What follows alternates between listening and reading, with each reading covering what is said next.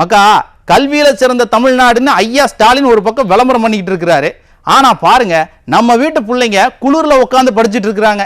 புது கட்டடம் கட்டியும் திறக்கலையாமா. யாருக்கு காத்துட்டு இருக்காங்கன்னு தான் தெரியல. பள்ளி கல்வித்துறை அமைச்சர் என்னதான் செய்தாருன்னு தெரியல.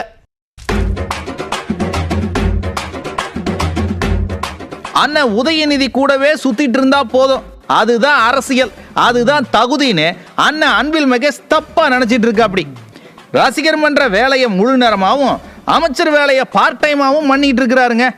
இதனால நம்ம அரசு பள்ளிகள் எல்லாம் சீரழிஞ்சு போய் கிடக்கு. தூத்துக்குடியில கீழே 4 மூளைக்கிணறு இருக்குல்ல, அங்க கவர்மெண்ட் ஸ்கூல்ல இடம் இல்லாம பிள்ளைய பூரா குளிர்ல வெளியில உட்காந்து படிச்சுட்டு இருக்கிறாங்க. எப்ப என்ன சூழல் இருக்கும், எப்படி இருக்கும்னு எங்களுக்கு தெரியல. இந்த அரசு பள்ளி ஃபுல்லா கட்டடம் ஃபுல்லாவே வந்து ஒரு தரமான நிலையில இல்லை.